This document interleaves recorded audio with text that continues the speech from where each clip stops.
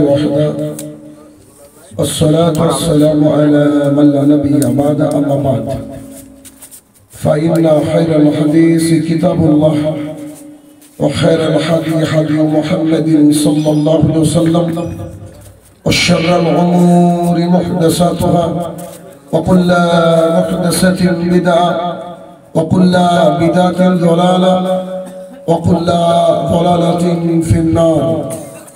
فأعوذ بالله من الشيطان الرجيم. يا أيها الذين آمنوا أطيعوا الله وأطيعوا الرسول ولا تبطلوا أعمالكم.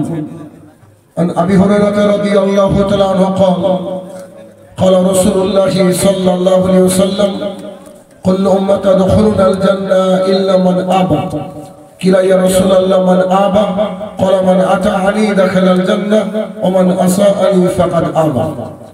عن عائشة رضي الله تعالى عنها قالت: قال رسول الله صلى الله عليه وسلم: من عمل عملا ليس عليه أمرنا فهو رد.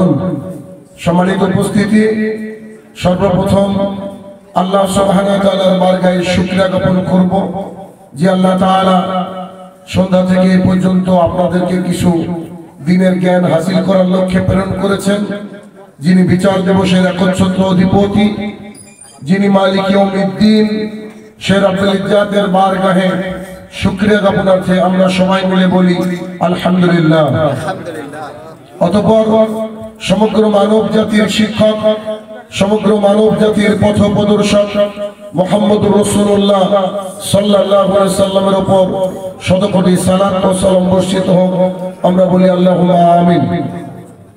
আজ বেলডাঙ্গা অন্তর্গত ত্রিমোহিনী শিশু মাদ্রাসা, এটা নওদা থানা, আচ্ছা বেলডাঙ্গা হয়ে গেছে তো, নওদা থানা অন্তর্গত ত্রিমোহিনী শিশু মাদ্রাসা, অত্র মাদ্রাসায় আজকে আমার বক্তৃতার বিষয় ইব্রাহিম আলাইহিস সালামের পরিবার থেকে কিছু শিক্ষা।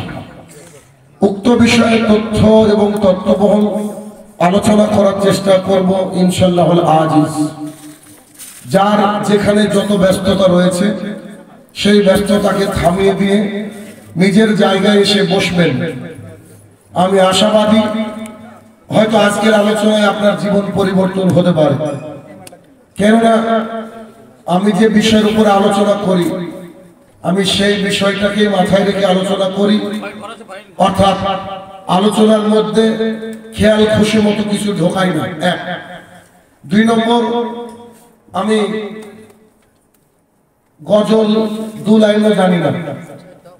তিন, আমি সুর করতে পারি না, এটা কোনোভাবে চেষ্টা করে হয় না, অর্থাৎ এটাকে জায়েজ মনে করি না। চার, আমি যে কথা বলবো তা হুবহু আল্লাহ এবং আল্লাহ রাসূলের তরফ থেকে বলবো। আমার কথাগুলো আপনার কলিজায় লাগবে বলে আমি মনে করি। কেননা যখন সাহাবায়ে কেরাম বসে থাকতেন, রাসূলুল্লাহ সাল্লাল্লাহু আলাইহি ওয়াসাল্লাম খুতবা দিতেন, কথা বলতেন, দ্বীন ইসলামের কথা শেখাতেন, সাহাবায়ে কেরাম মন্ত্রমুগ্ধ হয়ে তিনার কথা শুনতেন। আর তিনি কথা বলতেন কি করে? যেমন করে আল্লাহ সুবহানাহু ওয়া তাআলা তাকে কোরআনের আয়াত এবং হাদিস বলতে বলেছেন জাতির সামনে, ঠিক তেমন ভাবে পেশ করতেন। আমরা চাইলে এক একটা হাদিস দিয়ে সারা রাত আলোচনা করতে পারি, কিন্তু যদি আমার ভান্ডারে বেশি কিছু না থাকে তাহলে আমাকে একবার এদিকে যেতে হয়, একবার ওদিকে যেতে হয়। এই হচ্ছে আমাদের বর্তমান সময়ের পরিস্থিতি। দ্বিতীয় একটা বিশেষ কথা, যে এটা হয়তো অনেকদিন যাবত এই জলসা মাহফিল 30 অথবা 31 নাকি তম, তো আমাদেরকে একটা জিনিস মাথার মধ্যে রাখতে হবে। আমার সামনে যারা বসে আছে তারা আমাকে উত্তর দিবেন। একজন ডাক্তারের কাছে আপনি গিয়েছেন, আপনার মেয়ে অসুস্থ, ডাক্তারের কাছে পরপর 3 বার গিয়েছেন, ওষুধ এনেছেন, আপনার মেয়ে সুস্থতা তো দূরের কথা, একটু ইমপ্রুভমেন্ট হয়নি। 4 বারের বেলায় ওই ডাক্তারের কাছে কে কে যাবেন? আপনার যাবেন? আচ্ছা, এখন আমাকে বলেন, এই যে ত্রিমোহিনী শিশু মাদ্রাসা কেন্দ্রিক মসজিদ কোন দিকে? মসজিদ এদিকে, এদিকে। ত্রিমোহিনীর মানুষ কে কি আছে তোমার সামনে হাত তুলে তো মাশাআল্লাহ অনেক আছে। দেখেন আজকে ফজরে কতজনের উপস্থিতি ছিল? না আমি হাত তুলতে বলছিলাম, এটা আইডিয়া দিন আমাকে। কতজন? 10 জন, 50 জন, 50 জন মোটামুটি এস্টিমেটেড আইডিয়া। আচ্ছা 50 জন উপস্থিত ছিলেন মাশাআল্লাহ। আর জুমার দিনে ও 50 টা লোকের জুমার দিনে হয়। আচ্ছা আচ্ছা জুমার দিনে আরো বেশি, ফজরে যা হবে তার চেয়ে জুমার দিনে ন্যাচারাল বেশি হবে। এবার আমি অতদূর থেকে আসলাম, আমার উদ্দেশ্য হচ্ছে একটা, যে আপনি যে রোগে রোগান্বিত সেই রোগ সম্পর্কে জেনে আপনার আমি ট্রিটমেন্ট করব। আর ঔষধ কখনো ভালো লাগে না খেতে, ওষুধ ভালো লাগে না। এখান থেকে বক্তা যে কথাগুলো বলবে জনগণের পছন্দ হবে না, এটাই সত্য। যদি জনগণের পছন্দ হয় তাহলে বুঝতে হবে হয় জনগণের ঘাটতি আছে, তাহলে বক্তা গোলালো। কথা বুঝছেন কথা আমার? আপনি এখন অন্তর দেখাতে গিয়েছেন, ডাক্তার বলছে হাতে একটা বা আপনার গল ব্লাডারে স্টোন হয়েছে, পাথর, তো ডাক্তার আপনাকে বলছে যে অপারেশন করতে হবে। তো অপারেশন করতে কারো আনন্দ লাগে? তো আমি তো এসেছি অপারেশন করতে, আনন্দ তো লাগবে না। কিন্তু অপারেশন হয়ে গেলে আপনি চিরজীবনের জন্য সুস্থ থাকবেন, এটা গ্যারান্টি আছে, ঠিক না? আচ্ছা 31তম জলসা, 31তম মাহফিল, 31 এক বছর ছেড়ে দিন 30। প্রত্যেক বছর যদি 10 জন করে মুসল্লি বাড়তো একটা জলসায়, এক বছরে একটা জলসায় যদি 10 জন করে মুসল্লি বাড়তো, 30 বছরে কত মুসল্লি হয়? 300। মসজিদে উপস্থিত 50। যদি বাঁচতে চান কমিটি যারা আছেন, সামনে বছর থেকে জলসার আয়োজন করিয়ে না, আল্লাহর কাছে এর যে কুফল, এই কুফলের হিসাব দিতে দিতে জান্নাতে যাওয়া খুব ইম্পসিবল। কথা কি বলতে পারলাম? কারণ 3 দিনের বেশি দেখবেন যে আপনার মেয়ে অসুস্থ, তাই সেই ডাক্তারের কাছে যাবেনই না। আর 31 বছর যাবত জলসা হচ্ছে, সেখান থেকে যদি আপনার সমাজ উপকার লাভ না করে, তাহলে এগুলোকে বন্ধ করে দেওয়া উচিত। মুসলমানের টাকা নষ্ট, মিনিমাম 5-10টা গরু জমা হয়েছে, এই যে 5-10টা গরু জমা হয়েছে, এই যে 5-7 লাখ টাকা, এটাকে গরু জমায় না করে, জলসা না করে, ওই টাকাটা মাদ্রাসায় দিয়ে দেন, কমিটিরা ভালো করে মাদ্রাসা চালায়, দরকার নেই। 1 নম্বর। 2 নম্বর পয়েন্ট, আজকে জলসায় যত উপকার হবে তার চেয়ে বেশি ক্ষতি হবে। কেন? আপনি এখান থেকে সোজা রাস্তায় চলে যান, দেখেন ইয়াং ছেলে আর ইয়াং মেয়েরা সেজে রাস্তায় ঘুরছে। আল্লাহ রাসূল সাল্লাল্লাহু আলাইহি ওয়াসাল্লাম বলছে একে অপরের দিকে তাকানোর নাম হচ্ছে জিনা। জলসার আয়োজন না করলে ইয়াং ছেলে মেয়েরা আসতো না। আর জলসার আয়োজন হয়েছে কিন্তু দোকানপাট বসেছে। যদি জলসা করতে হয় তাহলে 1 উপকার লাভের জন্য করতে হবে, 2 কোন দোকানপাট বসতে দেওয়া যাবে না। 1 থেকে 2 কিলোমিটার যাবত এরকম মোটা মোটা সাইজের লাঠি নিয়ে ঘুরবে যুবক ভলেন্টিয়ার, দাড়িওয়ালা ভলেন্টিয়ার ঘুরবে, বলবে কোন বাপের বেটা যদি দোকান বসান তোর মাথা ফাটিয়ে বেল্লা হসপিটালে ভর্তি করবো। কারণ আমরা উপকার লাভ করতে যদি ক্ষতি হয়, তাহলে ভাই এগুলো না করাই ভালো। কথা বুঝছেন না? আমি যে কথাগুলো বলবো খুব কম বক্তা বলবে, কারণ এটা আমার ব্যবসা না। আপনি ভাড়া দিলে কি না দিলে কি, that doesn't matter. Shahinur Rahman আজ পর্যন্ত কোনোদিন হাদিয়া এভাবে দেখেছে মানুষ না, যদি ফেরেশতা বলে যে শাহিনুর রহমান একবার তাকিয়ে দেখেছে, আল্লাহর কসম করে বলছে বক্তৃতা দেব। আমি টাকার জন্য কথা বলি না, আমি কথা বলি আমার ভাইয়ের পরিবর্তনের জন্য। আমি চলে যাব, পরের বছর যদি কোনোদিন আশপাশে আসি, দৌড়ে ছুটে গিয়ে বলবেন আপনার বক্তৃতা শুনে দাড়ি ছেড়ে দিয়েছি, তখন ভাববো আমার অ্যাকাউন্টে কিছু ঢুকেছে। আমি পাশের গ্রামে আসবো, আপনি দৌড়ে গিয়ে বলবেন আপনারা সেই বক্তৃতার পর থেকে সালাতকে ত্যাগ করে আলহামদুলিল্লাহ 5 ওয়াক্ত সালাত ত্যাগ করেছি, তখন বাবা আমার উপকার হয়েছে। কথা বুঝলেন? তাহলে কি আমার দ্বারা আপনি উপকার লাভ করেন, তবে একটা সমাজের পরিবর্তন হবে। আদারওয়াইজ কিয়ামত পর্যন্ত জলসা করলে কোনো উপকার হবে না। কালকে ছিলাম দিনাজপুর, 60তম জলসা। আমি গিয়েছি, এত লোক, শেষ পর্যন্ত দেখতে পেলাম এত মানুষ। তো যত মানুষ ওইখানে তার চেয়ে 3 গুণ মানুষ মেলায়। তাদেরকে বকে আসলাম। তারা বলছে আজ পর্যন্ত কোনো বক্তা এভাবে বকেনি। আপনি কুকুর বললেন, আমাদেরকে অমানুষ বললেন, তাও আমাদের ভালো লাগলো। এতদিন একজনকে পেলাম যে সঠিক কথা বলেছে। কারণ আপনি আমার দিনী ভাই, বুঝেন না? আপনি যদি আচ্ছা, আমি যদি ভুল রাস্তায় যাই, আমি যাবো আজকে কোথায়? ত্রিমোহী, তাই তো? এখন আমি যদি বেলডাঙ্গার ওইদিকে হাঁটি, কোনো ভাইকে যদি বলেন যে ভাই কোথায় যাবেন, তো ত্রিমোহী, আপনি আমাকে রাস্তা দেখাবেন না? দেখাবেন না? না বলবেন যে ও সারা যেদিকে যাই যান, এটা বলবেন? বলবেন না। আপনি ভালো মানুষ হলে কি করবেন? রাস্তা দেখাবেন। তো আমি আপনাকে রাস্তা দেখাতে এসেছি, আপনি এখন ভুল রাস্তায় আছেন, তাহলে আপনার ভুলগুলো ধরিয়ে দেবো না? মুমিন নাকি মুমিনের আয়না স্বরূপ। রাস্তায় আসতে আসতে জেনা দেখলাম, ওটা তো আমারও মেয়ে, তাই না? ওটা তো আমারও সন্তান, আমার মেয়ে আমার সন্তান জেনা করবে, এটা তো আমরা এই পাপের ভাগী। এমনি যা পাপ করি তা নিয়ে আল্লাহ জান্নাত যেতে পারবো না। আবার যদি এখানে আয়োজনের মধ্যে এসে এই একটা অ্যাকাউন্টে নেকি, যেমন এখান থেকে উপকার হলে আমার ঢুকবে, সভাপতি হিসেবে ঢুকবে, সবাই ঢুকবে, ঠিক তেমন কেউ যদি বাইরে জেনা করে ওই পাপও ঢুকবে। কথা বুঝতে পারছেন? অথবা আমাদেরকে সমাজকে পরিবর্তন করতে ভাইয়েরা, আমরা কোণঠাসা গোটা বিশ্ব জুড়ে, অথচ আল্লাহ তাআলা এই জাতিকে বলেছেন উন্নততর জাতি। আল্লাহ তাআলা বলেছেন তোমরা ঈমান আনো, আমি তোমাদেরকে দায়িত্ব দেবো পৃথিবীর। আপনাকে চেয়ে নিতে হবে না, আল্লাহ তাআলা দায়িত্ব দেবে। আমাদের দায়িত্ব কি? আমরা শুধু ঈমানদার হবো, এতটুকু। কথা ক্লিয়ার? বুঝতে পারলেন? আসেন আলোচনার সামনের দিকে যাই। আবু হুরায়রা রাদিয়াল্লাহু তাআলা আনহু বলেন, শুধু হাদিস থেকে আপনাকে বুঝাবো, আপনি শুধু বোঝার চেষ্টা করবেন। কোরআন থেকে বুঝাবো, শুধু বোঝার চেষ্টা করবেন। দেখেন তো, সুরসারি না করে মানুষ যে জলসা শুনে, মানুষ আলোচনা শুনে তার প্রমাণ নিবেন আজকে।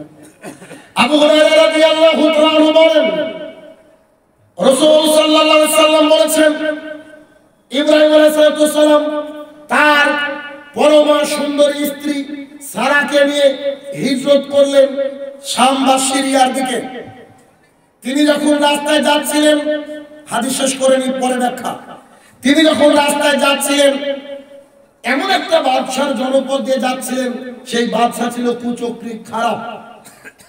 তিনি যখন রাস্তায় যাচ্ছিলেন, বাদশার কিছু পেয়াদা এসে ইব্রাহিমের ব্যাপারে বাদশাকে বললেন, আমাদের এই রাস্তা দিয়ে ইব্রাহিম নামে একজন ব্যক্তি যাচ্ছে, তার সাথে পরমা সুন্দরী একজন নারী, তার নাম হচ্ছে সারা, এ বিষয়ে আপনার মন্তব্য কি? বাদশা বলল, আচ্ছা ঠিক আছে, ইব্রাহিমকে পাঠাও। ইব্রাহিম আলাইহিস সালাম বাদশার দরবারে হাজির হলেন। বাদশাকে বললেন, বলেন। বাদশা বলছে, তুমি কে? তিনি বলছেন, আমি ইব্রাহিম। তোমার সাথে নারীটি কে? উনি আমার বোন, সিস্টার। তখন বলছেন, আচ্ছা ঠিক আছে, তুমি যাও, তোমার বোনকে পাঠিয়ে দাও। তখন তিনি সারা আলাইহিস সালামের কাছে এসে বলছেন, সারা, আল্লাহর জমিনে বর্তমানে ইমানদার বলতে তুমি আর আমি, সেই দিক দিয়ে তুমি আর আমি হচ্ছে ভাই বোন, দিনী ভাই দিনী বোন। আল্লাহর জমিনে কেউ কোনো ইমানদার নাই। আমি বাদশাকে বলেছি তুমি আমার বোন। যদি বলতাম তুমি আমার স্ত্রী, হয়তো বাদশা ওর মুভমেন্ট খারাপ, খারাপ মানুষ, তোমার সাথে হয়তো সিনেমিনি খেলার চেষ্টা করবে। এজন্য তুমি যেন আমার কথাতে সত্যায়ন করো। তো তিনি চলে গেলেন, গিয়ে বাদশার সামনে যেই দাঁড়িয়েছেন, দাঁড়ানোর সাথে সাথে বাদশাহ দাঁড়িয়ে পড়লেন। দুটো রেয়া দেখেছে। তিনি যখন যান, ইব্রাহিম আলাইহিস সালাম 2 রাকাত সালাতে দাঁড়িয়ে পড়লেন। 2 সারা আলাইহিস সালাম তিনি ওযু করে 2 রাকাত সালাতে দাঁড়িয়ে আল্লাহর কাছে দোয়া করলেন। আল্লাহর কাছে দোয়াটা কি ছিল? তিনি বলছেন, হে আমার প্রতিপালক, আমি যদি আপনাকে রব হিসাবে মেনে নিই, আর ইব্রাহিমকে আমার নবী হিসাবে মেনে নিই, আমি আমার লজ্জাস্থান, আমি আমার সম্ভ্রম, আমি আমার ইজ্জত ইব্রাহিম ছাড়া অন্য কাউকে ভোগ করতে দিইনি। যদি আমি আমার কথার উপরে সত্যায়িত থাকি, হে আমার প্রতিপালক, তুমি আমাকে জালিম বাদশার নিকট থেকে বাঁচাও। জালিম বাদশা এরকম চেয়ারে বসেছিলেন, সারা পরমা সুন্দরী নারী, তাকে দেখে ভোগ করার জন্য উঠতে গেলেন। আল্লাহ সুবহানাহু ওয়া তাআলা সেই বাদশার 2 পা মাটির মধ্যে গেড়ে দিলেন, মাটির মধ্যে ঢুকে দিলেন। তখন তিনি ছটফট করে মারা যাওয়ার উপক্রম। তখন তিনি বলছেন, এই নারী তুমি কি করলা? তুমি আমাকে বাঁচাও, তুমি ভুল করছো। তখন সারা আলাইহিস সালাম আল্লাহর কাছে দোয়া করে বলছেন, হে আমার প্রতিপালক, এই অবস্থায় যদি বাদশা মারা যায়, আমাকে খুনি হিসাবে মানুষ দেখবে। আমি চাই না যে সে মরে যাক। আল্লাহ, তুমি তাকে সুস্থতা দান করো। আল্লাহ সুবহানাহু ওয়া তাআলা তাকে সুস্থতা দান করলেন। যে মানুষ খারাপ হয় সে তো খারাপই হয়। তিনি সুস্থতা লাভ করে আবার আমার দিকে এগিয়ে আসতে লাগলেন। আল্লাহ তাআলা তার পা দুটোকে জমিনের মধ্যে ধসিয়ে দিলেন। তিনার অবস্থা একই রকম হলো। আমি আবার কাছে দোয়া করলাম, হে আমার প্রতিপালক, তুমি এই বাদশাকে বাঁচিয়ে দাও, সে যা অন্যায় করেছে তুমি বাদশাকে বাঁচিয়ে দাও, সে ভুল বুঝতে পেরেছে। তখন তাকে বাঁচিয়ে দেওয়া হলো। বাঁচিয়ে দেওয়ার পর আমার দিকে তাকিয়ে তার পিয়াদাদেরকে বলল, তুমি কাকে নিয়ে এসেছো? এ তো একেবারে একটা শয়তান, এ তো একেবারে জিন, আরে একে এখান থেকে বিদায় করো। আর বিদায়ের সাথে সাথে তাকে একটা চাকরানি দিয়ে দাও, যার নাম হচ্ছে হাজেরা। তখন আমি হাজেরাকে নিয়ে চলে আসলাম ইব্রাহিমের কাছে, এসে ঘটনা বললাম। ঘটনা বলার পরে বলছেন যে বাদশাহ আপনাকে একটা হাদিয়া দিয়েছে। এই হাদিস এখন আপনার সামনে পেশ করলাম, সামনে বিশ্লেষণ। রাসূলুল্লাহ সাল্লাল্লাহু আলাইহি ওয়াসাল্লাম জাতিকে কাহিনী শোনাচ্ছেন, শোনাতে গিয়ে বলছেন, তোমাদের আগের জামানায় ইব্রাহিম আলাইহিস সালাম তার বাড়ি থেকে যখন বিতাড়িত হলেন। আচ্ছা, ইব্রাহিম আলাইহিস সালাম বাড়ি থেকে কেন বিতাড়িত হয়েছিলেন? তিনি বিতাড়িত হয়েছিলেন এই জন্য যে তার বাবা পুতুল পূজা করত। তার বাবা নিজে হাতে ঠাকুর বানিয়ে পুজো করত। তো তার বাবা তাকে বলতো, বেটা এটা আমাদের মাবুদ, তুমি পুজো করো।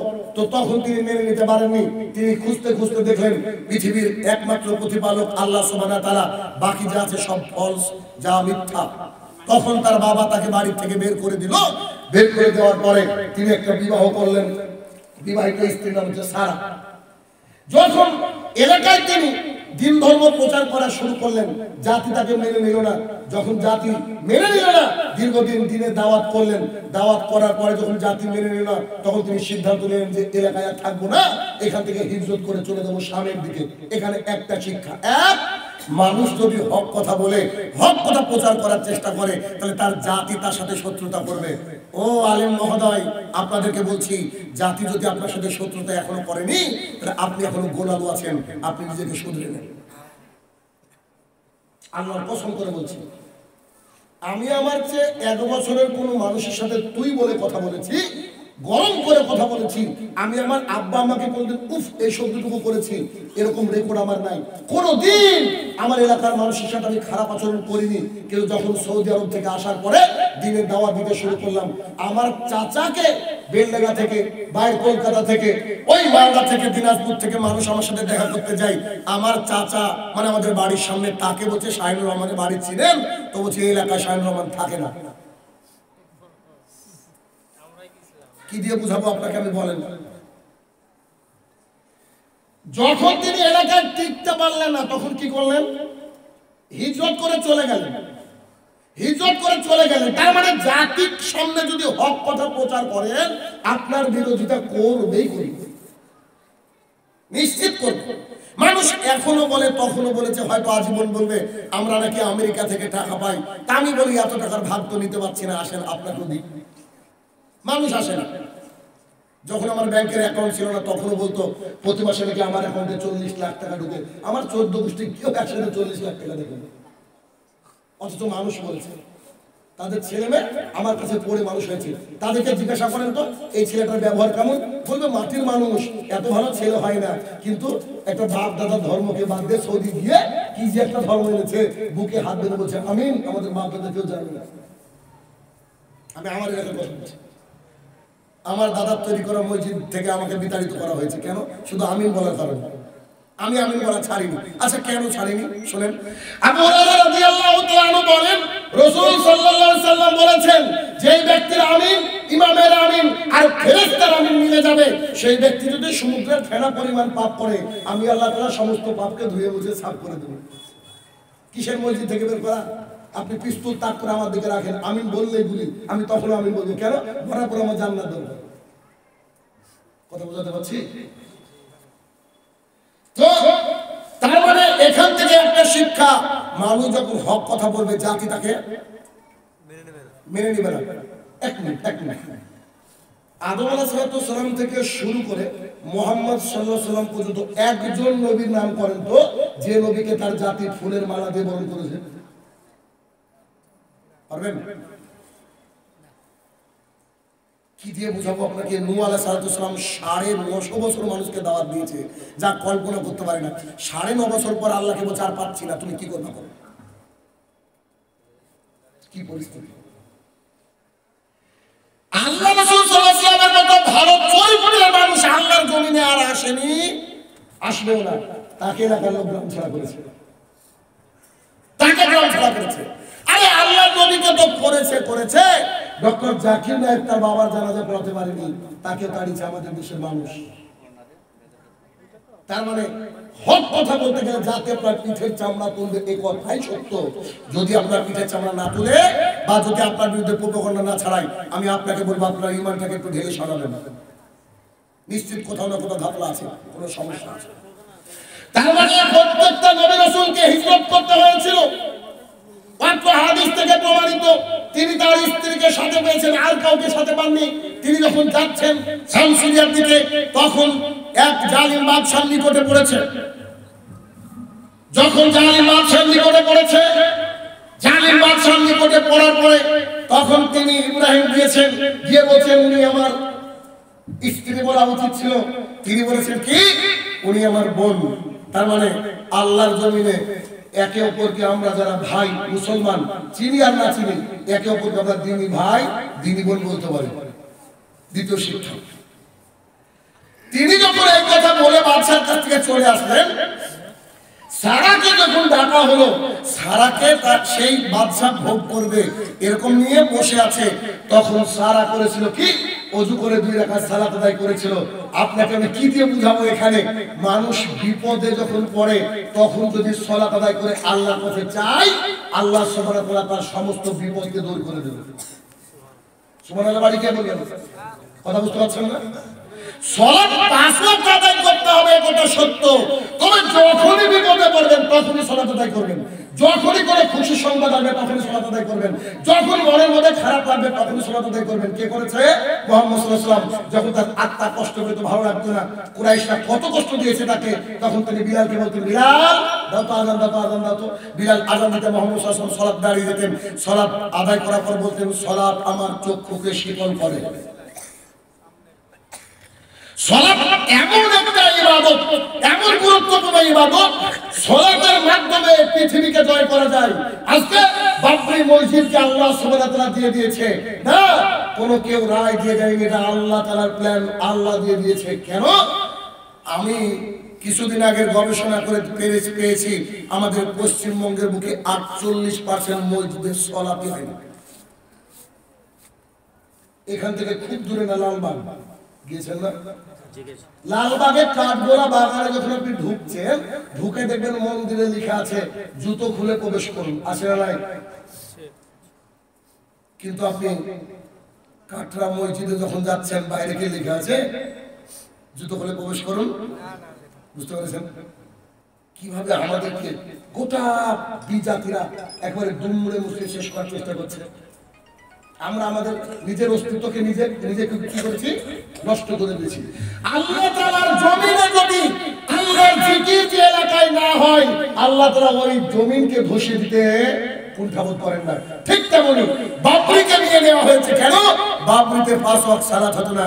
আমি নিশ্চিত খুব তাড়াতাড়ি দেখবেন এই আমাদের এই কাঠগোলা বাগানের পাশে যে মসজিদ, লাল কি মসজিদ বলে ওটা, কাটরা মসজিদ, এর নিচেও শিবলিঙ্গ পাবে কিছুদিন পর। দেখেন আপনি মালদার আদিনা মসজিদ, ওখানেও নাকি কিছু না কিছু আছে বলছে। কেন?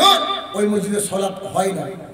আল্লাহর জমিনে যদি আপনি আমি আবাদ করা শুরু করি, মসজিদ সবাই যদি 5 ওয়াক্ত সালাত আদায় করি, তাহলে কোন পৃথিবীর মায়ের বেটা নাই আমাদের মসজিদে গিয়ে বলে যে নারায়ে তাকবীর এই কথা বলে, বা আমাদের মসজিদে গিয়ে বলে যে এটা আমাদের, এই কথা বলতে পারে না। অনাবাদী জমি কি হয়? সরকার তো অধিগ্রহণ করে। তো মসজিদ করা হয়েছে আমাদের জন্য, আর আমরা মসজিদ রেখে রাত্রিবেলায় বউ নিয়ে ঘুমাচ্ছি। লজ্জা আমাদের থাকা দরকার।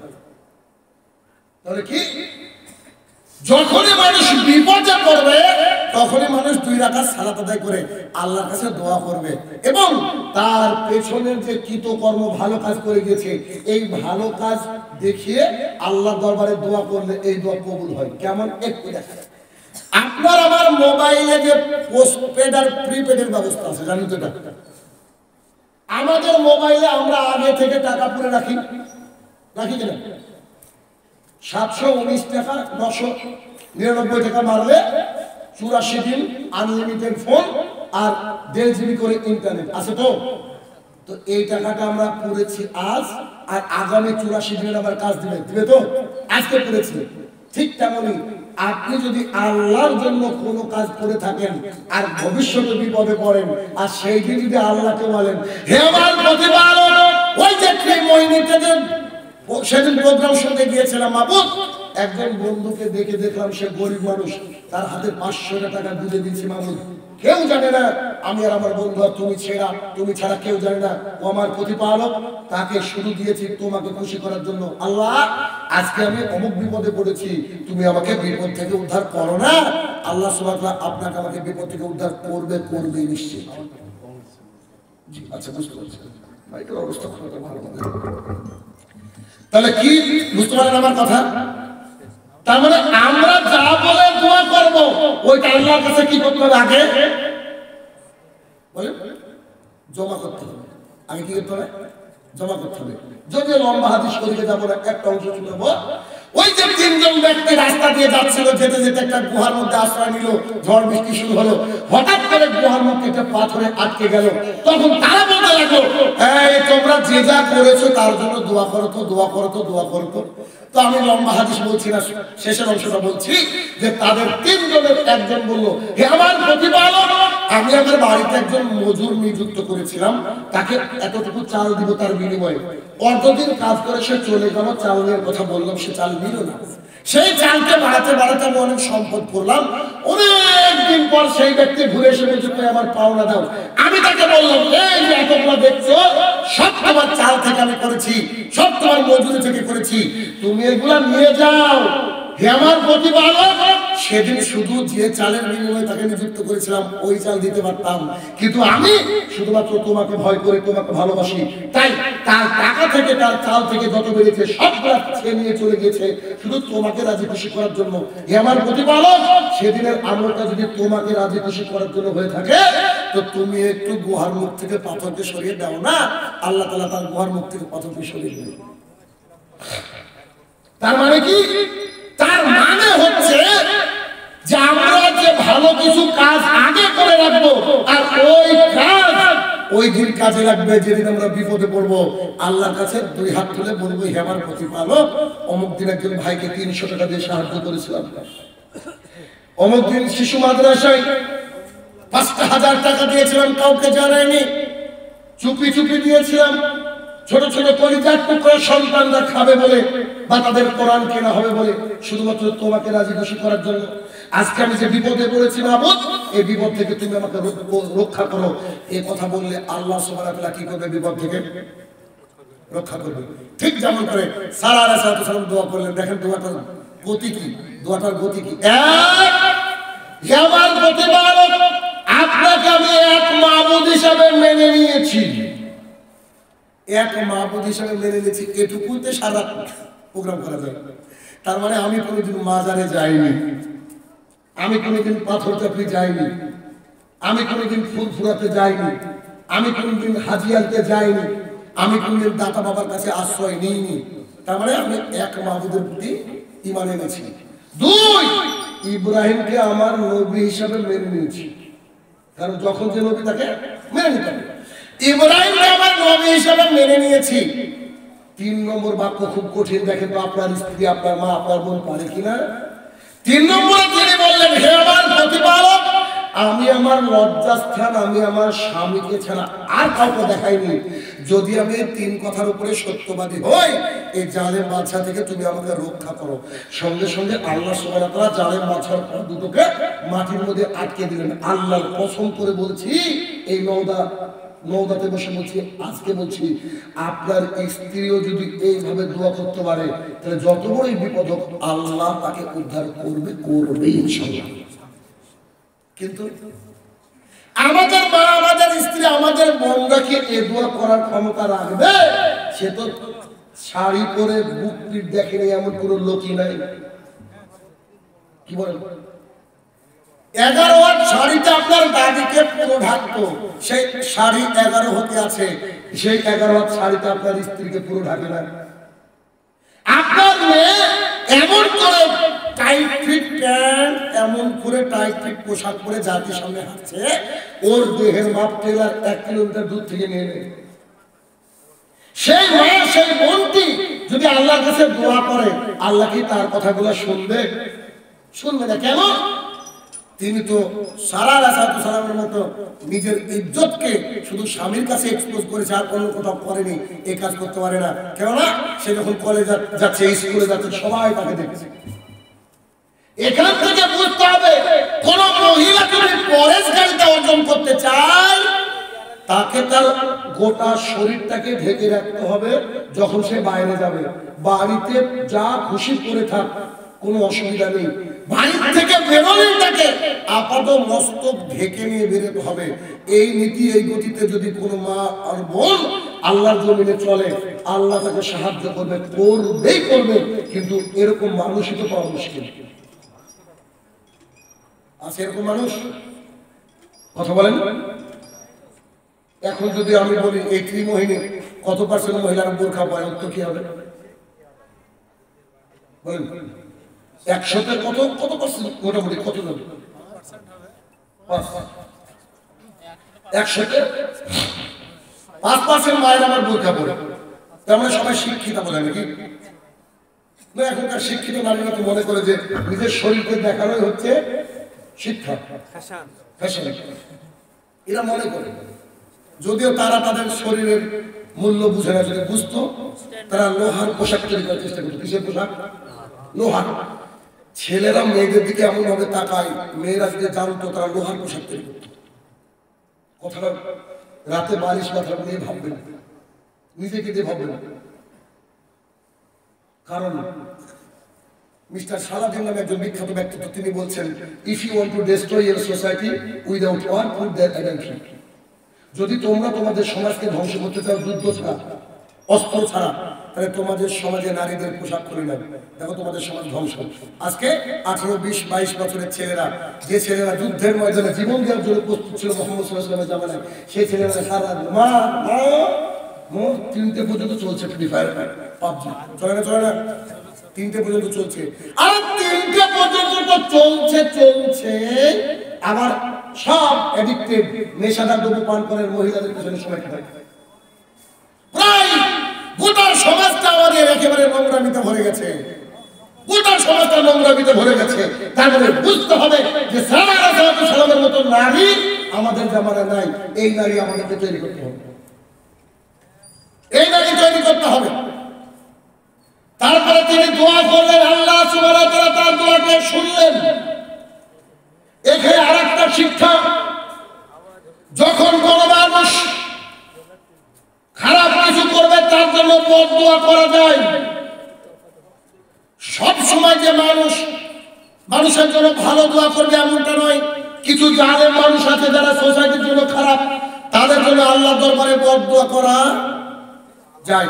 আল্লাহ রাসূল করেছেন।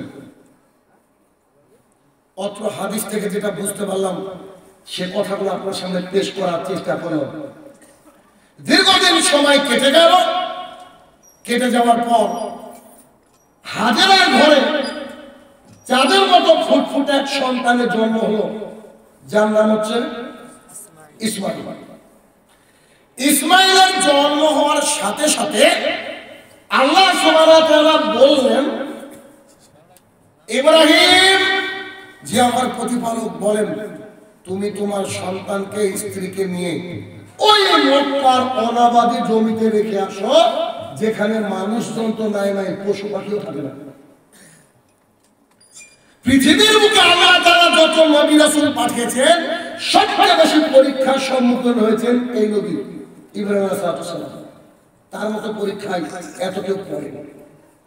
সদ্যজাত সন্তান, স্ত্রী হাজেরা উভয়কে নিলেন, চলে গেলেন মক্কা। এখন যেখানে কাবা অবস্থিত, সেখানে এমন একটা জায়গা ছিল, না ছিল কোনো পশু পাখি, না ছিল কোনো জনপদ, ওই দিক দিয়ে কোনো মানুষ পর্যন্ত হাঁটতো না। একেবারে রেগিস্তান, বিরাট অঞ্চল। তো তিনি হাজেরাকে এবং ছোট্ট কলিজার টুকরা শিশু যে এখনো দুধ পান করে, তাকে রেখে রিটার্ন হচ্ছেন। সাথে দিয়েছেন এক মশক পানি। মশক বুঝেন কি? যেমন জগ বুঝলেন, ঠিক তেমন করে চামড়ার ব্যাগ, যার মধ্যে পানি রাখা হয়, তার মধ্যে মশক। এক মশক পানি যা 2-3 দিন চলবে, আর কিছু খেজুর, কাঁচা পাকা কিছু খেজুর রেখে তিনি চলে আসছেন। হাজেরা পিছে পিছে আসছেন আর বলছেন, ইব্রাহিম একটু দাঁড়ান না, একটু দাঁড়ান না, আপনি আমাদেরকে কোথায় রেখে যাচ্ছেন? আপনি আমাদেরকে যেখানে রেখে যাচ্ছেন এখানে কোনো মানুষও নাই, পশুও নাই, আমরা যে মারা পড়বো, আপনি আমাদের কথা শুনুন। ইব্রাহিম আলাইহিস সালাম কোনো কথা শুনছেন না, তিনি দ্রুত বেগে হেঁটে যাচ্ছেন। হাজেরা পিছন পিছন ছুটছেন, তিনি দ্রুত হেঁটে যাচ্ছেন। হাজেরা পিছন পিছন ছুটছেন, তিনি দ্রুত হেঁটে যাচ্ছেন। কোনো কথা হচ্ছে না, একেবারে কাটা কবুতরের মতো ছটফট করছে হাজেরা। তখন তিনি এক পর্যায়ে বললেন, তার মানে আল্লাহ তাআলা আপনাকে বলেছে নাকি যে ইব্রাহিম যাও তোমার বিবি বাচ্চাকে ওই অনাবাদী জমিতে রেখে আসো, এটা কি আল্লাহ আপনাকে নির্দেশ দিয়েছেন? তখন ইব্রাহিম আলাইহিস সালাম থেমে বললেন, জি আল্লাহ আমাকে নির্দেশ দিয়েছেন। এতটুকু কথা বলার পর তিনি তাদের দিকে তাকালেন না। তারপরে তিনি চলে যাচ্ছেন, চলে যাচ্ছেন, চলে যাচ্ছেন। চলে যেতে যেতে যেতে যেতে সানিয়া নামক একটা জায়গায় তিনি ঘুরে দেখছেন তার বউ বাচ্চাকে দেখা যায় না। তখন তিনি আল্লাহর দরবারে হাত তুলে বলছে, হে আমার প্রতিপালক, আমি আমার স্ত্রী কলিজার টুকরা সন্তানকে এমন একটা জায়গায় রেখে আসলাম যে জায়গায় কোনো মানুষ থাকে না, পশু পাখি থাকে না, জানি না কি করবা, তুমি বলেছো রাখতে, তাই আমি রাখলাম। হাজেরা সঙ্গে সঙ্গে তিনি বলছেন, আচ্ছা আল্লাহ যদি আমাদেরকে রাখতে বলে তো আপনি আমাদেরকে রেখে যান, নিশ্চিত আল্লাহ আমাদেরকে সাহায্য করবে। কত বড় যে বাক্য বলেছিল জানি না, নওদার মানুষকে আমি আজকে বুঝাতে পারবো কিনা। এই বাক্যের ওয়েট কত বড়, কেমন? যেখানে দেখছে পানি নাই, যেখানে দেখছে খাদ্য নাই, যেখানে দেখছে বাড়ি ঘর নাই, যেখানে দেখছে জনপদ নাই, তিনি কাটা কবুতরের মতো ছটফট করছে, তার স্বামী রেখে যাচ্ছেন। অথচ যখনই বলেছে আল্লাহ রাখতে বলেছে, তার ভরসাটা কোন লেভেলের? তিনি বলছেন, নিশ্চিত আল্লাহ তাআলা আমাদেরকে না খাইয়ে মারবেন। হাদিসের ব্যাখ্যা বিশ্লেষণ করে আগে শেষ করি, অনেক লম্বা ঘটনা, অনেক লম্বা কথা, কত যে শিক্ষা আছে এটা দেখেন। তারপরে যখন ইব্রাহিম আলাইহিস সালাম চলে গেলেন, আল্লাহর কাছে দোয়া করলেন, আল্লাহ তুমি আমাকে পরীক্ষা করতে চেয়েছো, তাই আমি নির্দয়ের মতো তাদেরকে রেখে চলে আসলাম, তোমার অনাবাদী জমিতে রেখে গেলাম, তুমি তাদেরকে দেখো। এই কথা বলে তিনি চলে গেলেন। দু একদিন পর খাবার ফুরিয়ে গেল, খেজুর ফুরিয়ে গেল, পানিও ফুরিয়ে গেল। আর হাজেরা পানি পান করতো, ইসমাইলকে দুধ পান করতো। হাজেরা দেখলো খাবারও শেষ, পানিও শেষ, এখন ছেলে দুধের জন্য ছটফট করে, কলিজার টুকরা সন্তান পানির জন্য ছটফট করে। তখন হাজেরা দেখলো যে কোথাও পানি নাই, এখন অবস্থা কি? খুব টেনশনে পড়ে গেলেন। তো এইদিকে ছিল মারওয়া, ওইদিকে ছিল সাফা, এই দুটো পাহাড়। তিনি সেই পাহাড়ের উপরে উঠলেন, কিন্তু সন্তানকে নিয়ে পাহাড়ের উপরে উঠা খুব কষ্ট।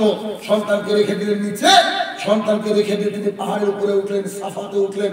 সাফা পাহাড়ের উপরে উঠে কোথাও দেখছেন যে কোনো পাখি উঠছে না, কোথাও কোনো জনপদের খবর নেই, কোথাও যেন কোনো কাফেলা যায় না।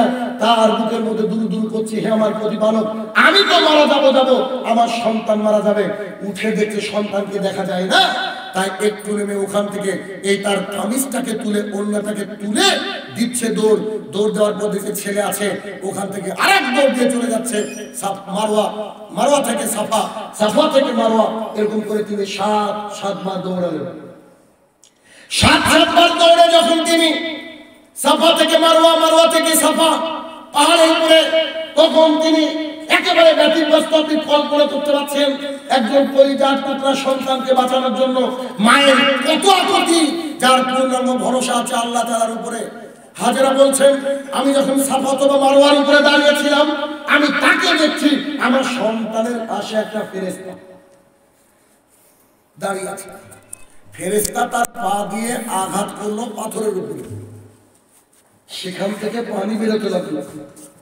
আমি হাজেরা ওখান থেকে দৌড়ে গিয়ে নুড়ি পাথর দিয়ে ঘিরে ফেললাম। ঘিরে ফেলার পরে আমি আমার মশকটাকে পানিতে পরিপূর্ণ করলাম, কেন আল্লাহ বন্ধ করে দিতে পারে। মশকটাকে পরিপূর্ণ করলাম, আমি পান করলাম, ছেলে ইসমাইলকে পান করালাম। পান করানোর পরে দেখছি যে পানির গতি খুব দ্রুত বেগে চলে যাচ্ছে। তখন আমি পানিকে বললাম জম জম, আরবিতে জমজম মানে হচ্ছে থেমে যাও, থেমে যাও। জমজম কোনো পানির নাম না, তিনি সেই দিন বলেছিলেন জম জম। টপ টপ, থেমে যাও থেমে যাও। পানি থেমে গেল, একটা নহর শুধু কুয়োর মতো জারি থাকলো। তো তিনি বলছেন তারপর থেকে ছেলেকে পানি পান করাই, আমি পানি পান করি। এভাবে চলতে লাগলো বেশ কিছুদিন। চলতে চলতে চলতে দীর্ঘদিন পার হয়ে গেল। পাশে কোথাও একটা নিম্ন আবাদিতে জুরহাম বলে একটা গোত্র ছিল, সেই গোত্র এসে বসবাস করা শুরু করলো। সেই গোত্র যখন বসবাস করা শুরু করলো, ওখান থেকে বসবাস করার পরে তারা হঠাৎ করে দূরে তাকিয়ে দেখছে কিছু পাখি উড়ছে। তখন তাদের গোত্রপতি বলল, কি ব্যাপার কি ব্যাপার? পাখি তো এমনি উড়ে না, পাখি উড়ে দুইটা কারণে, যদি কোনো পশু মরে যায় আর অথবা ওখানে পানির ব্যবস্থা থাকে। দীর্ঘদিন এই রাস্তা দিয়ে ব্যবসা করেছি, এখানে কোনো পানির ব্যবস্থা নেই। তাদের প্রতিনিধি দল থেকে দুজনকে পাঠিয়ে বলল, ওখানে কি কোনো পানির ব্যবস্থা আছে, যাও দেখো। তো তারা এসে দেখছেন যে ওখানে হাজেরা বসে আছেন, কলিজার টুকরা সন্তান বসে আছে। তো তারা তাকে বলল, আপনি কি অনুমতি দিবেন আপনার পাশে আমরা এসে বসবাস করব, আর একটু পানি পান করব? আরবের বুকে আজও পানির খুব ঘাটতি, আজও খুব ঘাটতি। তো তখন তিনি বলছেন, ঠিক আছে আপনারা বসবাস করেন, তবে শর্ত হচ্ছে একটা, এই পানির মালিকানা কিন্তু আমার হাতে থাকবে, আমি যেমন করে দেবো তেমন করে পান করবেন। তারা বলছে আচ্ছা ঠিক আছে, আমরা মেনে নিলাম। তখন এই যে জুরহাম গোত্র তারা ওখানে চলে আসলো। চলে আসার পর তারা সুখে শান্তিতে বসবাস করতে লাগলো। আর তখনই ইব্রাহিম আলাইহিস সালামের সন্তান ইসমাইলকে তারা আরবি শিখালো। কি শিখালো? আরবি। নবীদের মধ্যে তিনি প্রথম দিনে আরবি কথা বলেছিলেন। তখন তাকে আরবি শিখাতে শুরু করলো। তার আরবি যখন শিখতে শুরু করলো, ছেলেবার একটু বড় হয়েছে। বড় হওয়ার পর জুরহাম গোত্রের একটা মহিলার সাথে তার বিবাহ হয়েছে। বিবাহ হওয়ার কিছুদিন পর তার মা হাজেরা ওখানে ইন্তেকাল করলো। তখনও ইব্রাহিম আলাইহিস সালাম আসেন। কথা কি বোঝাতে পারছি আপনাদেরকে? কি কষ্ট একজন বাবা, আল্লাহ হুকুম না দিলে আসতে পারে না। দীর্ঘদিন পর ইসমাইল আলাইহিস সালাম বাইরে গিয়েছেন খাবারের সন্ধানে। ইব্রাহিম আলাইহিস সালাম এখানে আসলেন, এসে বলছেন, তাকে সালাম দিয়ে বলছেন, তুমি কে? তো আমি ইসমাইলের স্ত্রী। বলছি তোমরা কেমন আছো? বলছে আমাদের পরিস্থিতি খুব একটা ভালো না। কি খাও? কি আর খাবো, এই যে জমজমের পানি আর গোশত সব খাইয়ে দেখি দিন চলে নাকি, আমরা খুব খারাপ আছি। তো তখন বলছে তোমার স্বামী কোথায়? আমার স্বামী একটু বাইরে গেছে। তখন সেই বুড়ো ব্যক্তি বলছে, মানে ইব্রাহিম আলাইহিস সালাম, তিনি বলছেন, শোনো, তোমার স্বামী যদি আসে তাকে বলবা যে একজন বৃদ্ধ লোক রেখেছিল, তিনি তাকে সালাম দিয়েছেন, আর তাকে বলবা তিনি যেন তার দরজার চৌকাঠটাকে পরিবর্তন করে। তিনি চলে গেলেন কথা বলে। চলে যাওয়ার পর যখন ইসমাইল আলাইহিস সালাম বাড়িতে ফিরলেন, ফেরার পরে স্ত্রীকে বলছেন, কেউ কে এসেছিল নাকি? তখন তার স্ত্রী বলছে, একজন এসেছিল, বৃদ্ধ মানুষ, খুব বৃদ্ধ মানুষ। তিনি কোনো কিছু বার্তা দিয়েছে নাকি? জি। তিনি আমাদেরকে জিজ্ঞাসা করলেন কেমন আছো? আমরা উত্তর দিলাম, এই খাই, এ খেয়ে কি থাকা যায় নাকি, আমরা কষ্টে আছি। তিনি কি কোনো নসিহত করেছেন? জি, তিনি নসিহত করেছেন, যে তিনি বলেছেন চৌকাঠকে বদলাতে। তখন তিনি বলছেন, ওটা হচ্ছে আমার পিতা, তুমি চিনতে পারোনি, আমার পিতা তোমাকে তালাক দিতে বলেছে, তুমি এখনই তোমার বাবার বাড়িতে চলে যাও। কিছুদিন পর তিনি জুরহাম গোত্রে আরো একটা মেয়েকে বিবাহ করলেন। বিবাহ করার পর আল্লাহ যতদিন চাইলেন ইব্রাহিমকে দূরে রাখলেন। যখন আল্লাহ তাআলা চাইলেন আবার ইব্রাহিম আলাইহিস সালামকে পাঠালেন। ইব্রাহিম আলাইহিস সালাম এসে সালাম দিয়ে বললেন, তোমার স্বামী কোথায় গেছে? আমার স্বামী বাইরে গেছে। আচ্ছা তোমরা কেমন আছো? বলছে আলহামদুলিল্লাহ, আমরা খুব ভালো আছি, আল্লাহ ভালো রেখেছে। তোমরা কি খাও? আমরা খাই জমজমের পানি আর গোশত। তখন ইব্রাহিম আলাইহিস সালাম জমজমের পানি আর গোশতের জন্য দোয়া করলেন। এখানে মুহাম্মদ সাল্লাল্লাহু আলাইহি ওয়াসাল্লাম থামিয়ে দিয়ে সাহাবীদেরকে বলছেন, সেই জামানায় যদি ফলমূল থাকতো ইব্রাহিম দোয়া করতো, কিন্তু ফলমূল ছিল না, তাই দোয়া করেনি। গোশত আর পানির মধ্যে আলাদা একটা জিনিস রেখেছে আল্লাহ। তো তিনি দোয়া করলেন। দোয়া করার পর বলছেন, তোমার স্বামী যখন বাসায় আসবে বলবা সেজন্য চৌকাঠটা না পাল্টায়, চৌকাঠটা রাখে। তারপরে তিনি চলে গেলেন। চলে যাওয়ার পর যখন বাসায় তিনি আসলেন, ইসমাইল আলাইহিস সালাম তিনি বললেন, বাসায় কেউ এসেছিল কি? বলছে একজন বৃদ্ধ লোক এসেছিল। কি জিজ্ঞাসা করলো? যে আপনি কোথায় গিয়েছেন? আমি বললাম আপনি বাইরে গিয়েছেন। তারপরে কিছু বললো কি? জি। তারপরে আমাকে বললো যে তোমরা কেমন আছো? আমি বললাম আলহামদুলিল্লাহ, আমরা ভালো আছি। তারপরে তিনি বললেন, কি খাও? আমি বললাম যে একটু গোস্ত খাই, আর এই যে জমজমের পানি খাই। তখন তিনি আমাদের জন্য দোয়া করলেন। আর কিছু বলেছে কি, জি তিনি বলেছেন চৌকাঠটা যেন বহাল রাখে। তখন বলছে উনি আমার পিতা, আর তিনি তোমাকে রাখতে বলেছেন, তুমি আমার সাথে থাকো। এরপরে দীর্ঘদিন সময় কেটে গেল। একদিন ইব্রাহিম আলাইহিস সালাম আসছেন ইসমাইল আলাইহিস সালামের কাছে। অনেক গাছ টাছ হয়ে গেছে, তখন বৃক্ষ হয়েছে। একটা গাছের নিচে বসে ইসমাইল আলাইহিস সালাম তিনি একটা তীর রেডি করছিলেন, তীর চেয়েছে রেডি করছেন। তখন দূর থেকে দেখলেন ইব্রাহিম, এতদিন পর বাপ বেটার সাক্ষাৎ, এখন বুঝতে পারেন কি হবে। দুজনকে হ্যান্ডশেক করলেন, তারপরে মুয়ানাকা গলায় গলায় মিলে একে অপরকে চুমু খেলেন। চুমু খাওয়ার পর বলছে, বেটা আল্লাহ আমাকে একটা নির্দেশ করেছে, এই নির্দেশে কি তুমি আমার সাথে সাথ দিবা? তখন তিনি বলছেন, নিশ্চিত আল্লাহ তাআলা যে নির্দেশ করেছেন আমি আপনার সাথ দিব। বলেন আব্বা কি নির্দেশ? ছেলে কাকে বলে দেখেন, জিজ্ঞাসা করেন কি নির্দেশ? ছেলে বলছে যে আল্লাহ তাআলা যা বলেছে আমি রাজি, ইনশাআল্লাহ আমি আপনার সাথ দিব। বলেন কি বলেছে? তখন বলছে, বেটা ওই যে তাকাও তাকাও তাকাও, একটু উঁচু জায়গা দেখতে পাচ্ছ? জি জি দেখতে পাচ্ছি। তো ওইখানে আল্লাহ বলেছে তার একটা ঘর বানাতে, তো তুমি কি আমাকে সাহায্য করবা? তো যে নিশ্চিত করব। তখন ইব্রাহিম আলাইহিস সালাম তিনি ছেলেকে বললেন, বেটা এবার পাথর বয়ে নিয়ে আসো। ইসমাইল আলাইহিস সালাম পাথর বয়ে নিয়ে আসলেন। ইব্রাহিম গাঁথতে শুরু করলেন। গাঁথতে গাঁথতে হাইটটা একটু উঁচু হয়ে গেল, উপরে আর গাঁথা যায় না। তখন ইব্রাহিম আলাইহিস সালাম বলে, বেটা এখন কি হবে? তখন ইসমাইল বলছে, ঠিক আছে আমি ব্যবস্থা করছি। বিশাল একটা পাথর এনে দিলেন, সেই পাথরের উপরে চড়ে তিনি গাঁথতে শুরু করলেন। গাঁথার পর যখন গাঁথা রেডি হয়ে গেল, তখন বাপ বেটা দুই দিকে খাবার চারদিকে ঘুরছে আর বলছেন, হে আমার প্রতিপালক, তুমি তো সবচেয়ে ভালো শোনো, সবচেয়ে ভালো জানো। আমাদের বাপ বেটার তরফ থেকে তোমার এই উপহার তুমি গ্রহণ করো, তোমাদের উপহার তুমি গ্রহণ করো। এটা হাদিস। এখন আসেন বিশ্লেষণ, কি শিখলাম এর থেকে? আমরা অনেক বড় কিছু শেখার জায়গা আছে। এই আলোচনা কোথায় করবে আজকে ফার্স্ট দেখেন কত কি শিক্ষা আছে।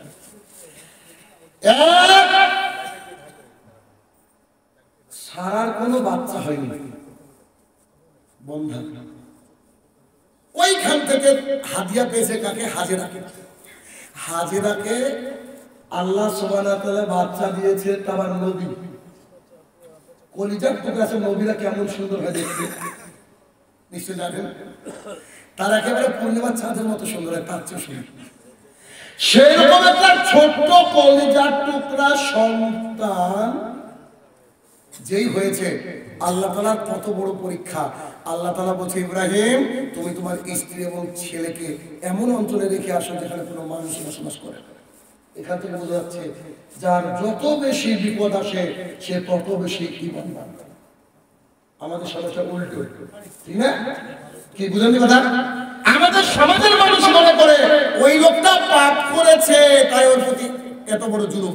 না, এখানে কাহিনী দুটো আছে।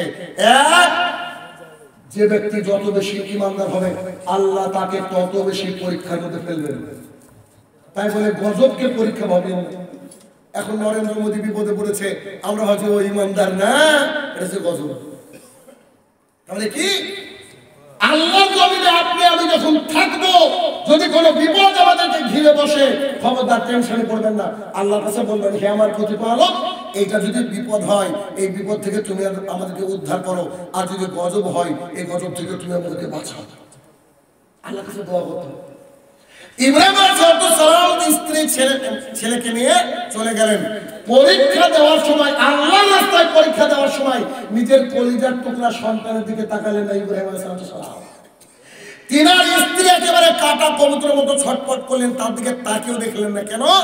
আল্লাহ যখন পরীক্ষা হবে, এই পরীক্ষার সময় কারোর দিকে তাকানো যাবে? বলেন যাবে না।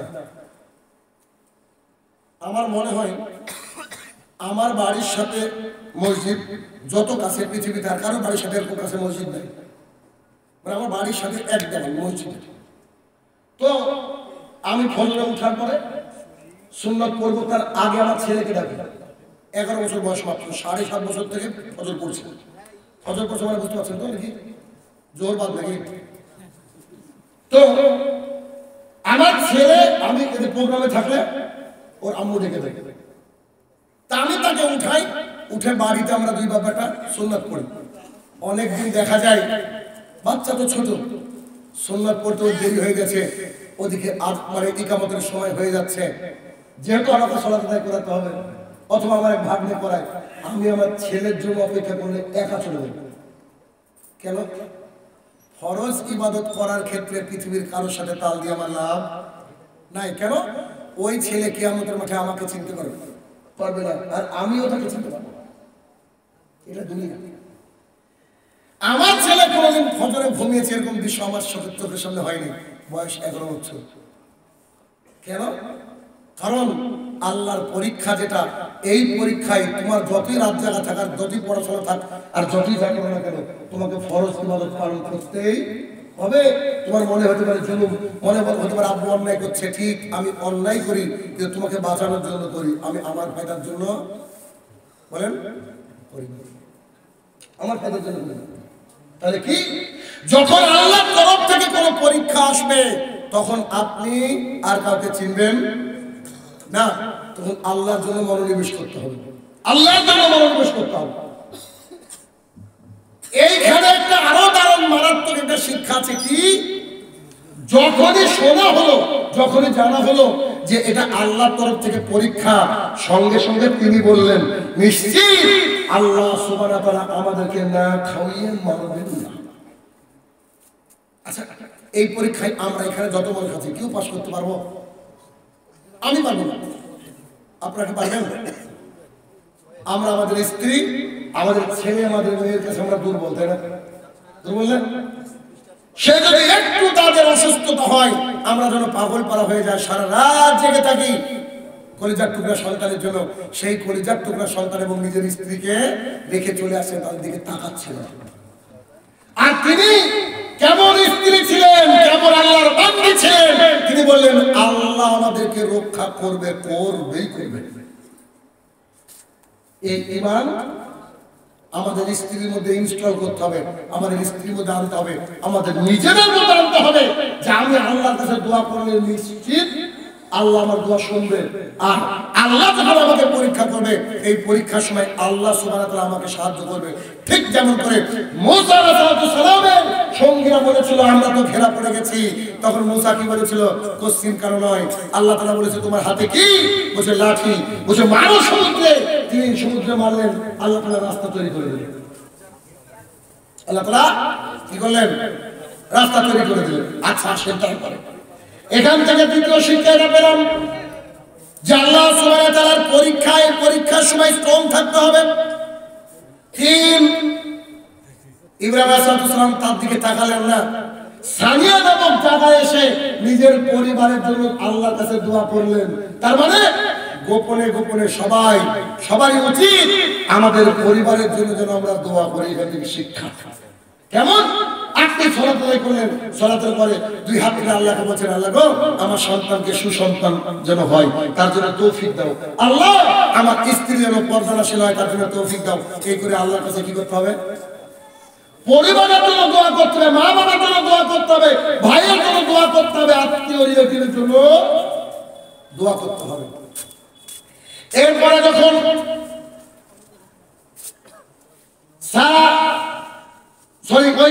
হাজেরা কলিজার টুকরা সন্তানকে খাবার দেওয়ার জন্য দৌড়াচ্ছিলেন সাফা মারওয়া। এখানে একটা ঘটনা আছে, আপনাকে বলি। আমি প্রথমবার যখন উমরাতে গেলাম,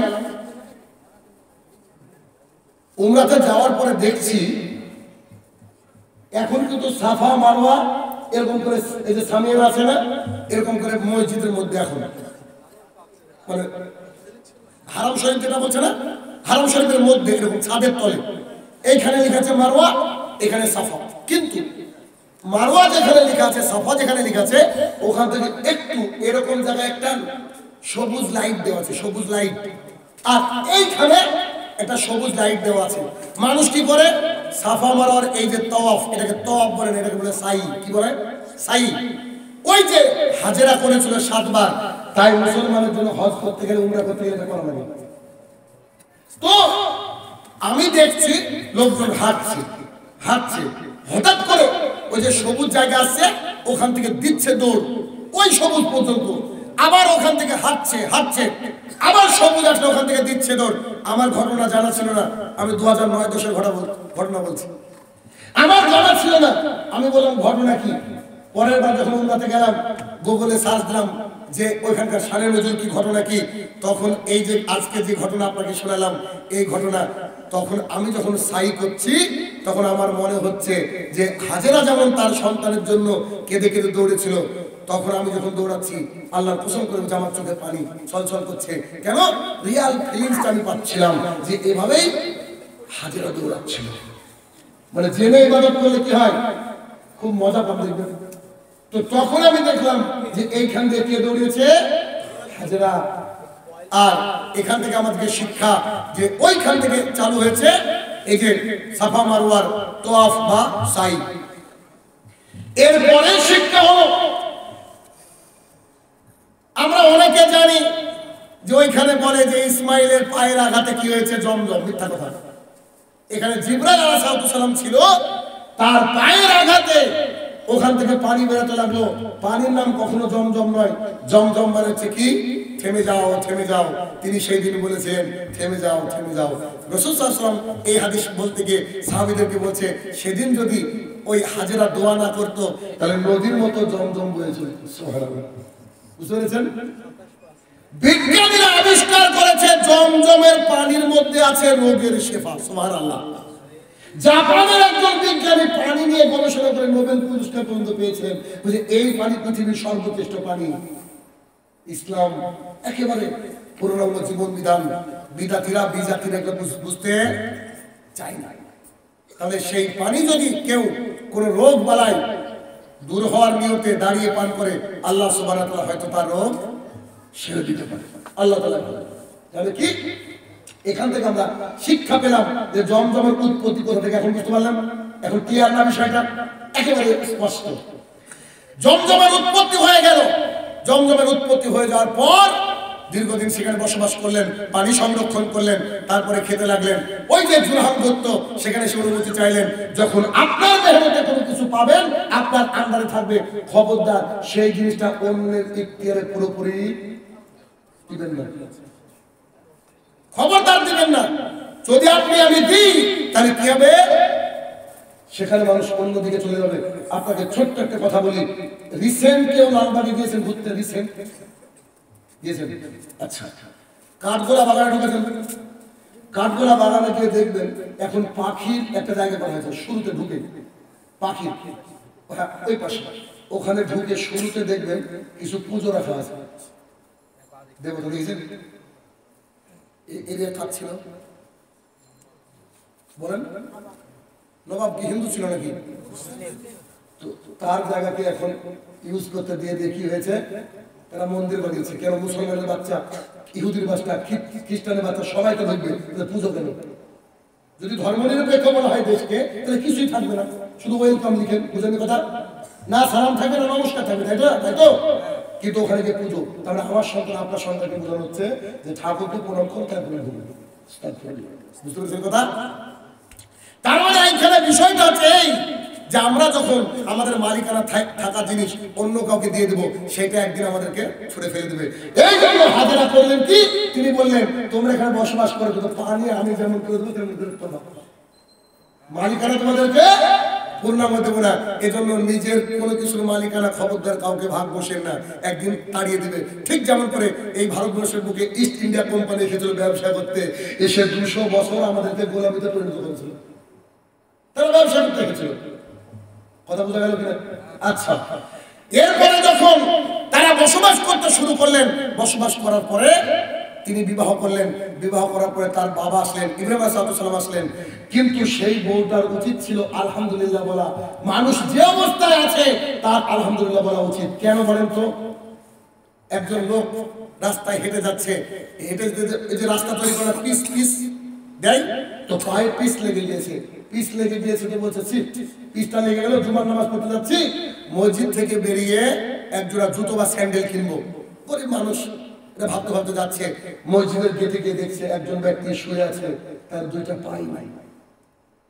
তখন সেই ব্যক্তি বলছে, আল্লাহ জুতো আর কিনবো না, তাতে পিস লাগুক, আলহামদুলিল্লাহ যে তুমি আমাকে দুটো পা দিয়েছো।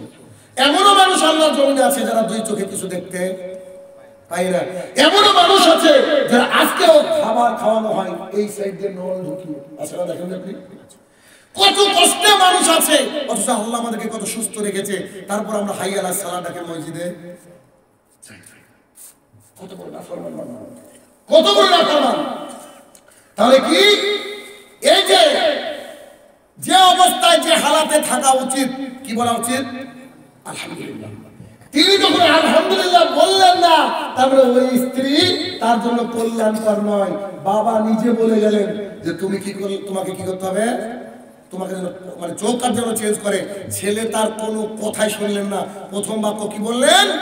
তিনি আমার বাবা, তিনি তোমাকে তালাক দিতে বলেছেন, তুমি এখনই তোমার বাবার বাড়িতে যাও। এখন কি করো? তোমার বাবার বাড়িতে যাও। এবার আপনার স্ত্রীকে এই গল্প শোনাবেন, এই ঘটনা শোনাবেন। যদি একটু বেশি কায়দা করে তো বলবি have to go to your বাপের বাড়ি। বুঝলেন? স্ত্রীকে এক কথা তালাক দেওয়া যায়। কারণ অনেক মানুষ আমাদের কাছে ফোন করে দেখে সব কিছু করতে পেরেছে, স্ত্রীকে আজ পর্যন্ত বোরখা পরাতে পারে না। দুজনে জাহান্নামে যাবে, বুঝতে পারেননি? এক হচ্ছে ডাইভোর্স আর ও হচ্ছে পর্দা না করা। অর্থাৎ ভাইয়ের আমার খুব মুশকিল একটা ব্যাপার। তাহলে কি এই তারপরে ইমিডিয়েট জুরহাম করতে আরো একজন মেয়েকে বিবাহ করলেন।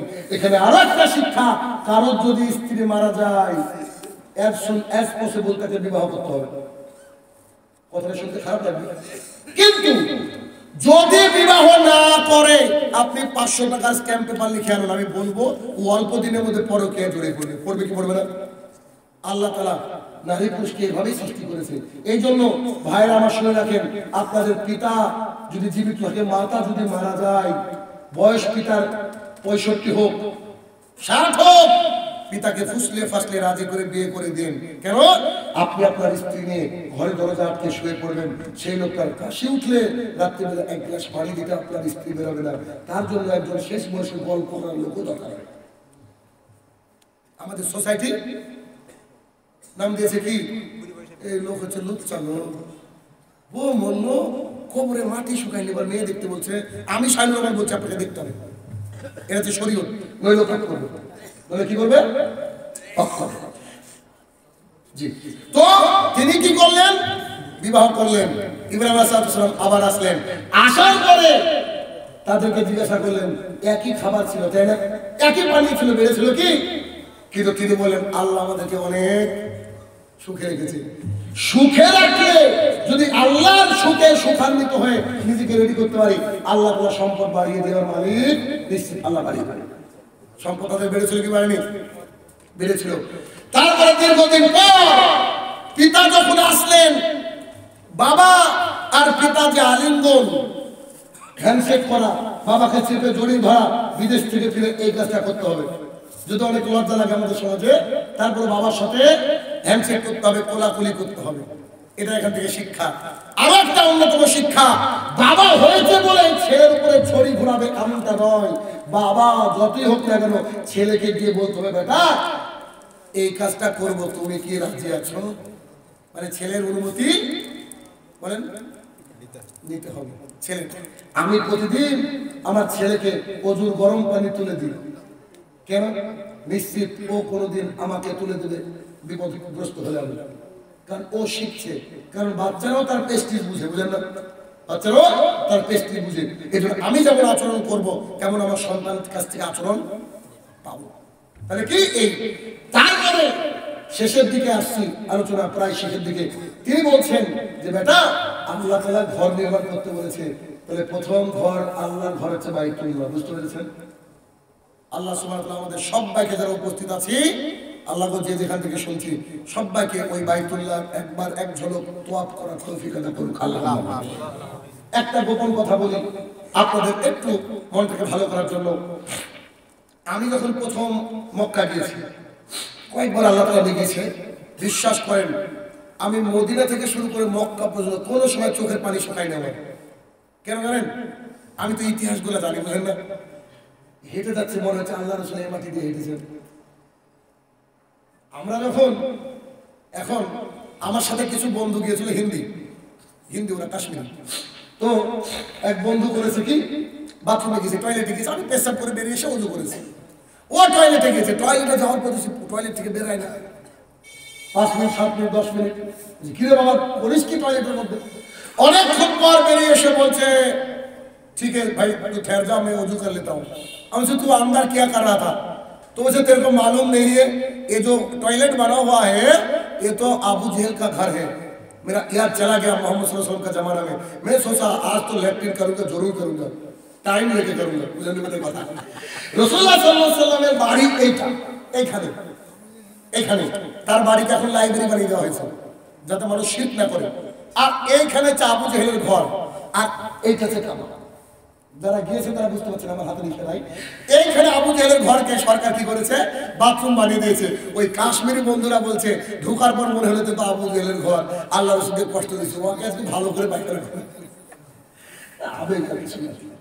তো এই হচ্ছে বিষয়। অনেক মানুষ গালি দেয় বাথরুমে ঢুকে, গালি দেয় যে আজকে তোর বাড়িতে পায়খানা করছে রে, তুই আল্লাহর নবীকে মেনে নিসনি, তুই বলে শিক্ষিত মানুষ, মানুষ নানার কথা বলে। তো কি আল্লাহ তাআলার কাজ যদি করতে বলে, আল্লাহ তাআলা তার জন্য সন্তানের কাছ থেকে অনুমতি নিতে হবে। বাবা সন্তান অনুমতি নেওয়া হয়ে গেল, এবার আল্লাহর ঘর বাইতুল্লাহ যখন প্রস্তুত করলেন, যদি আল্লাহর জন্য কোনো কাজ করেন তার জন্য আল্লাহর কাছে পেশ করতে হবে দোয়া। যেমন করে দুই বাপ বেটা চারিদিকে ঘুরছিলেন আর বলছিলেন, হে আমার প্রতিপালক, আপনি তো সর্বজ্ঞ, সর্বজ্ঞ, সর্বশ্রোতা, আপনি শুনেন, সব জানেন। আল্লাহ আমাদের দুই বাপ বেটার মেহনত, এই যে কাবা আপনাকে আমরা দিলাম, আপনি আমাদের মেহনতকে কবুল করেন। দুইটা হাদিস বলেছি, সাথে আরো রিলেটেড কত হাদিস বলেছি। আলোচনা শুনে কি উপকার হলো না? কথা বলেন। এরকম যদি সারা রাত আলোচনা করি, আলহামদুলিল্লাহ সারা রাত মানুষ থাকতে জানে না, কিন্তু ফজরে যেতে হবে, এটাও তো একটা ব্যাপার, বুঝলেন না? ফজর আমাদেরকে ধরতে হবে। আর যেহেতু এটা শিশু মাদ্রাসা, এটা আমার নিজেরই দায়িত্ব, নিজেরই কর্তব্য। কালকেও মাদ্রাসায় যেটা করেছে, আজকে ওটা করবো। সেটা কি, আমি একটু আমার চেয়ারটা একটু আগে নেব। আপনারা যে যতটুকু পারবেন আল্লাহর রাস্তে টাকা না দেখিয়ে দান করার চেষ্টা করবেন, তাহলে কি হবে? লম্বা হাদিস বলছি না, শুধু এক অংশ বলছি। আবু হুরায়রা রাদিয়াল্লাহু আনহু বলেছেন, রাসূল সাল্লাল্লাহু আলাইহি ওয়াসাল্লাম বলেছেন, কিয়ামতের মাঠে আল্লাহ তাআলা 7 শ্রেণীর মানুষকে আল্লাহর ছায়ার তলে ডাক দিবেন। তার মধ্যে এক শ্রেণীর মানুষ ডান হাত কি দিল, বাম হাত জানতে পারবে না। কেউ যদি মনে করে যে দেখিয়ে শুনিয়ে দিব, তাও জায়েজ, হারাম না। তবে যত গোপনে দিবেন তত বেশি বেনিফিটেড হবে। এটা শিশু মাদ্রাসা বলে, তাই না?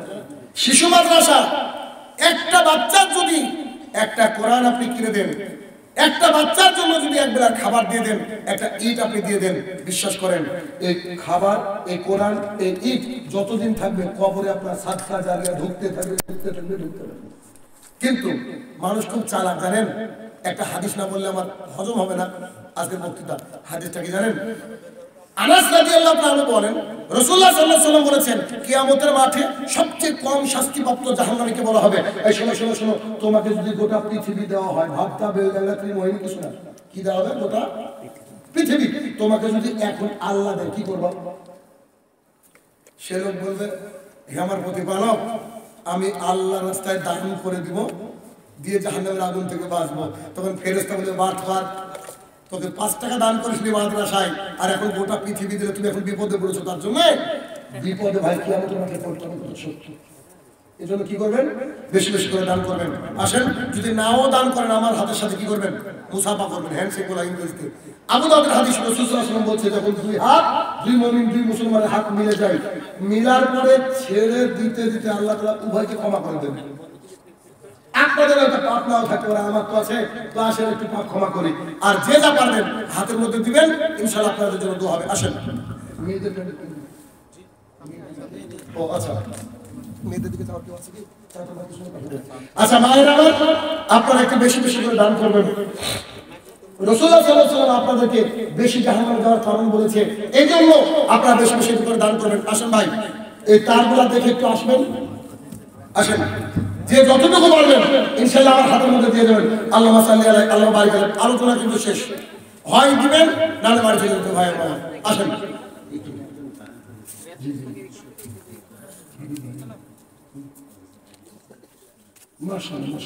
আচ্ছা, আমাদের কি শফিউজ্জামান শেখ হাবিব ভাই 5000 টাকা ক্যাশ দিয়েছেন, আর একটা